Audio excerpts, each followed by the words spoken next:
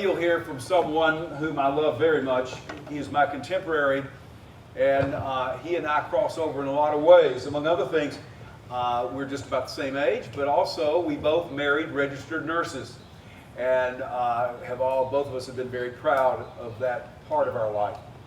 I also want to tell you that if you think you're gutsy, well, you might want to gauge yourself against Rick Pfeiffer. On Thursday morning, he had an appendectomy. And here he is today. When I called him on Friday afternoon and said, "Are you going to make it?" he said, "I'm going to be there, Pat, one way or the other." So I ask you with fervor, let's welcome Rick Pfeiffer to the pulpit of Christ Church.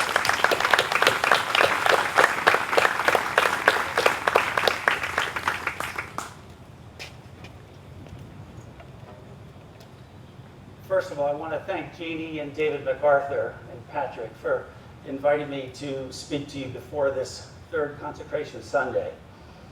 And I was looking for a book of preacher jokes to give to Patrick on this occasion, thinking he needed some fresh material. But instead I found the following. A Minneapolis couple decided to go to Florida to thaw out during a particularly icy winter. They planned to stay at the same hotel where they honeymooned 20 years earlier. Because of their hectic schedules, it was difficult for the couple to coordinate their travel plans. So the husband left Minneapolis and flew to Florida on a Thursday, and his wife planned to fly down the following day. The husband checks into the hotel and finds a computer in the room, so he decided to send an email to his wife. However, he accidentally left one letter off the email address and sent the email without realizing his error. Meanwhile, somewhere in Houston, a widow had just returned from her husband's funeral. He was a Baptist preacher who had been called home to glory following a heart attack. The widow decided to check her email, expecting condolence messages from family and friends. But after reading the very first email, she screamed and fainted. The widow's son rushed into the room, found his mother on the floor, and saw the computer screen, which read as follows. To my loving wife, subject, I just arrived today. I know you're surprised to hear from me. We have computers here now and are allowed to send emails to your loved ones. Since I just arrived, I thought I'd send you an email. Everything has been prepared for your arrival tomorrow. Looking forward to seeing you then. Hope your journey is as uneventful as mine. P.S. Sure is hot down here.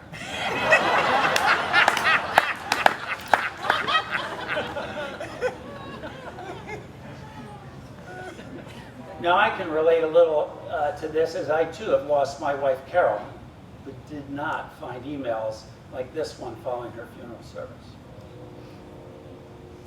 We moved to San Antonio in June of 2013 and attended Christ Church for the first time in August after exploring two other Episcopalian churches. I'll never forget our first visit to Christ Church. Mary Ellen Archer, then a member of the Welcome Committee, greeted us. First impressions are lasting impressions, and it's important to recognize the role that our greeters provide Christ Church when they invite new people into our church family. Our congregation needs to grow, especially with more young families, and I hope more of us help with this mission. While some members of Christ Church are fourth or fifth generation San Antonian whose families helped build this wonderful church, I'm a Catholic who was married to a Presbyterian woman in Virginia. But we soon realized that we needed to find a faith that fit both of our spiritual needs. And within a year of getting married, we became Episcopalians. We moved a lot around in our 34 years of married life and joined 8 different Episcopal and Anglican congregations as we moved around the world. In an earlier season of our life, Carol and a friend of hers ran the church school which had a few hundred kids in it every Sunday. 12 years later, when we moved back to Connecticut, our boys then in high school and middle school, they found church programs that provided our sons mission trips. That provided opportunities for them to be grounded and help them appreciate what they had in life.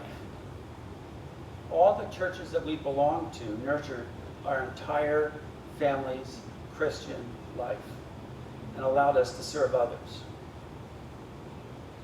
While we were blessed to be members of some great church families with great spiritual leaders, I think Christ Church is the best of the 9 churches we've been able to call our spiritual home.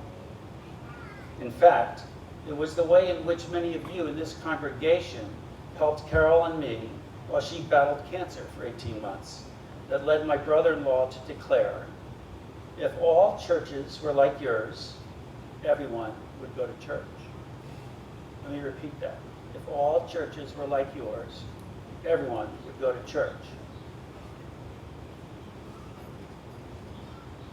A college friend of mine once asked me how I made friends easily and quickly. I told him there are 3 key things to do when you settle into a new community. One is get involved in your kids' school activities like sports, PTA, teacher's assistant, Boy Scouts, things like that. The second was get a dog and walk your dog 2 to 3 times a day, and you'll get to know your neighbors. And 3 is join a good church, especially one known for its missionary work, and you'll get to know both congregants and others, some of whom you will be called upon to help. And in the process, you'll come to appreciate what you have in life. And though we have lost our 2 dogs since coming to San Antonio, the church that we found is and always will be with us. The other day, a young woman in the news was trapped in her car in floodwaters in Northern Virginia when 5 Marines in full dress attire stopped the bus that they were on to help her, a stranger. They marched to her car in waist-deep floodwaters and pushed her car to higher ground, assuring her safety. She didn't know them. They didn't know her, and she was overwhelmed by what these Marines, whose daily job was to serve as pallbearers at Arlington Cemetery, did for her. These Marines demonstrated a love for thy neighbor, and they were happy to help. When I grew up, we were taught at church and in family that our priorities were God, country, family, self, in that order. Somehow or another, that concept has been turned upside down, with people exclaiming personal freedoms. They can call it that, but let's recognize that this is not an example of following Jesus' second commandment of love thy neighbor. So, let's act in a way that is best for God, country, and family before we worry about ourselves.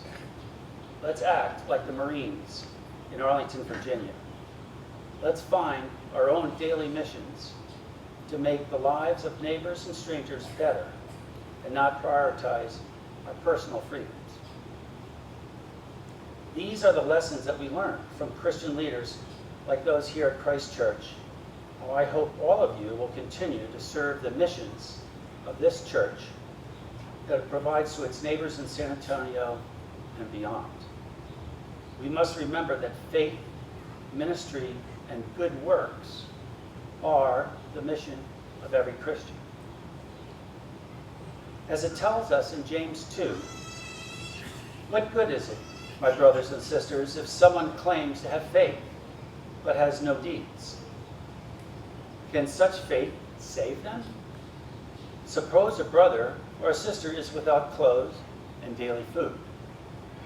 If one of you says to them, go in peace, keep warm and well fed, but does nothing for their physical needs, what good is it? And as Jesus tells us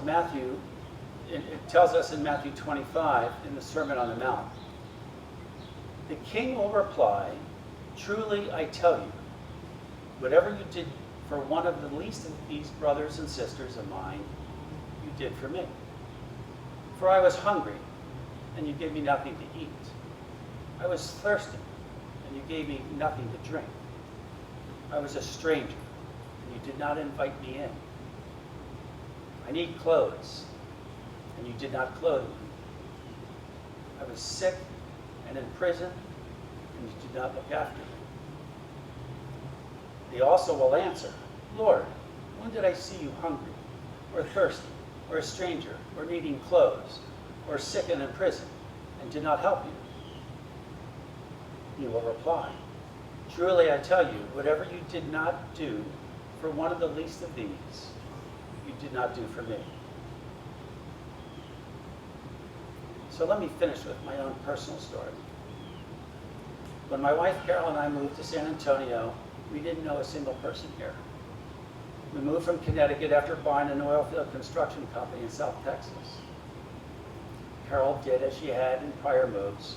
She researched the church options, found a doctor, we bought a house in Monte Vista, and she became an ER nurse at Metropolitan Methodist Hospital. And both of us got involved in our new Christ Church family. Within less than 2 years of joining Christ Church, Carol was diagnosed with ovarian cancer. The next 18 months, her final 18 months, were both her and my toughest season in life. Yet it is in hardship that we often find what we are made of and what drives us spiritually. In the summer of 2016, upon Kay's and Pat's return from their annual pilgrimage to Maine, and 14 months into her fight with cancer, Carol wrote the following letter to Patrick. Our two sons, Chad and Will, and I are not just surrounded by supportive family from both the Pfeiffer and Quinn clans, but also our Christ Church family. It is also so hard to adequately put into words all that you, Kay, and the whole CEC staff, and especially the CEC congregation, including the Bad Girls Bible Study Group, have done to lift me up through this past 14 months. Your faithful prayers and words to Rick have been instrumental in helping him cope. The strength that you all give me helps me in comforting my 92-year-old mother, whose only wish is to switch places with her only daughter and take the cancer on her own shoulders. The Christ Church family has called, made visits, sent cards, brought meals, given hugs, and offered many prayers, and driven me to treatments and more. Their love and support has been overwhelming.